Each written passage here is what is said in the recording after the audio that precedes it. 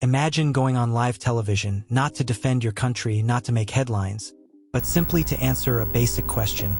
And suddenly, the world watches as a respected news anchor tries to make fun of your English. But what happens next shocks millions. Because instead of embarrassment, the Filipino guest delivers a comeback so smooth, so intelligent, and so powerful that the entire studio falls silent. This is the moment a BBC reporter tried to mock Filipino English and got schooled live on air. For over a century, Filipinos have been recognized globally for one thing: their incredible ability to speak English. From call centers to diplomacy, from medical missions to international business, Filipinos stand among the most fluent English speakers in Asia. But every now and then, someone forgets that. Today, we break down the viral moment that sparked outrage, admiration, and pride across the world. And more importantly, we uncover the truth about Filipino English and why it remains one of the most powerful communication tools on the planet. Started like any ordinary interview, a Filipino guest, confident, calm, and well-prepared, joined a BBC morning broadcast to discuss a social issue involving Southeast Asia. But from the first few minutes, something felt off. The host interrupted frequently. He spoke slowly, overly emphasizing his words, as if the guest wouldn't understand. Then he made the mistake that would change everything. He commented on the guest's very interesting English accent and followed it with a smirk the cameras weren't supposed to catch. But the audience did, and so did the guest. Instead of focusing on the topic, the reporter shifted the conversation.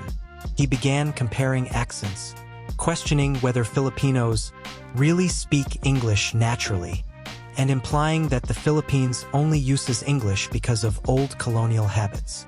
The tone wasn't curious. It wasn't academic. It was condescending.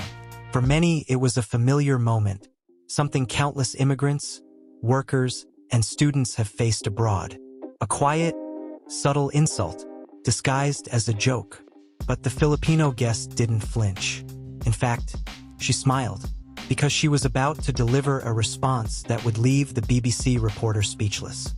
With perfect composure, the guest leaned forward and answered, "English isn't a foreign language in the Philippines. It's one of our national languages. We don't learn it to impress anyone. We learn it because it connects 110 million people across 7,641 islands." The studio went silent. Then she continued, "And if I may add, Filipino English is not a mistake. It is a cultural identity. It is a blend of history, adaptability, and global experience." The reporter blinked, stunned. He tried to interrupt, but she wasn't finished. "We speak English not because we have to, but because we are part of a global community. And our version of English has helped millions of Filipinos work, teach, lead, and inspire around the world." At this point, the audience wasn't watching an interview anymore. They were witnessing a masterclass in confidence. After the viral moment, linguists began weighing in. Many pointed out something the reporter clearly didn't know. Filipino English is one of the world's most neutral, comprehensible, and widely used varieties of English. Used in business, used in education, used in government, used in global industries like medicine and tech. Call center companies even prefer Filipino English because it is clear, it is easy to understand, it resembles American pronunciation, it adapts quickly to multiple accents. In fact, the Philippines consistently ranks among the top English-speaking countries in Asia. So the idea of mocking Filipino English is not just inaccurate, it's outdated. Within hours, the clip spread across TikTok, Facebook, and YouTube. Filipinos around the world reacted with pride. But they weren't the only ones. Native English speakers from the UK, US, and Australia commented, "Why did the host sound less professional than the guest? She handled that better than most politicians. Filipino English is probably clearer than mine." The irony? The reporter's attempt to embarrass someone ended up embarrassing himself in front of nearly 1 million viewers. This moment wasn't just about language. It was about respect.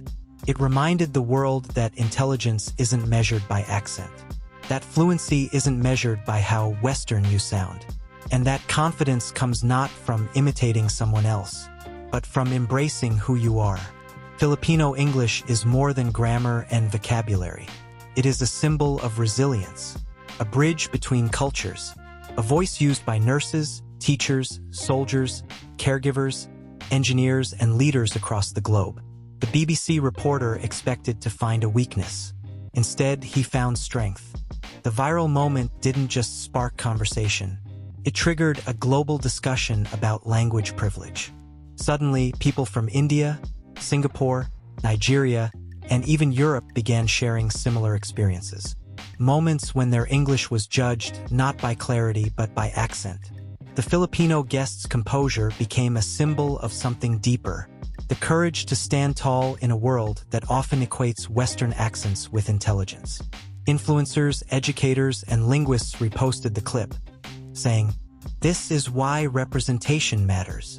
This is how you answer ignorance with class." In just days, one interview became an international lesson in respect. To truly understand Filipino English, you must understand the history behind it. The Philippines has one of the most complex linguistic landscapes in the world. Over 170 languages, each with unique sounds, structures, and identities.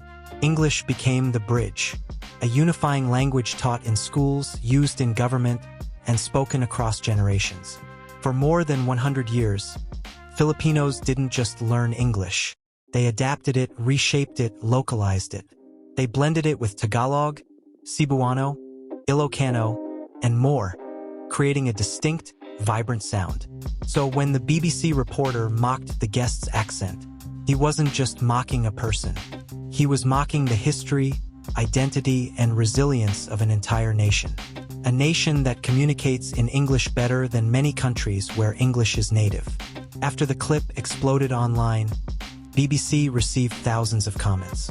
Viewers demanded accountability, while Filipinos across the world shared their pride. Under pressure, the network issued a brief statement, clarifying that the reporter's tone did not reflect the values of the organization. Not defensive, not sarcastic, but reflective. He admitted he underestimated the guest, misjudged the importance of Filipino English, and learned a lesson about cultural sensitivity. Some accepted his apology, others didn't. But one thing was clear: the world noticed. The moment may have lasted only seconds on live TV, but its impact will last for years. Because this wasn't just about English. It was about dignity. It was about millions of Filipinos who speak English, not to imitate, not to impress, but to connect with the world. It was about every overseas worker who answered emergency calls in English. Every Filipino nurse who comforted a patient in English. Every teacher, engineer, and student who used English to build a better future. Filipino English is not broken. It is not strange. It is not less than. It is a global language spoken with Filipino soul. And when a reporter tried to mock it, he accidentally showcased its true strength. Not through grammar, not through pronunciation, but through confidence, intelligence, and grace under pressure. This moment matters because it shows the world what Filipinos have always known. You don't need a British accent to sound smart. You just need a voice that carries truth. In a world filled with different voices, different accents, and different stories, it's easy to judge what we don't understand. But every now and then, a single moment reminds us that respect is universal. What happened on that BBC broadcast wasn't just a comeback. It was a message, a reminder that intelligence isn't tied to pronunciation, and dignity isn't tied to dialect. Filipinos have carried their English across oceans and continents, speaking with clarity, compassion, and heart. And on that day, in front of millions, the world finally saw what that sounds like. So the next time someone mocks your voice, remember, it is not the accent that defines you, it is the courage behind it. If this story inspired you, hit the like button, share this video, and subscribe for more powerful stories from around the world.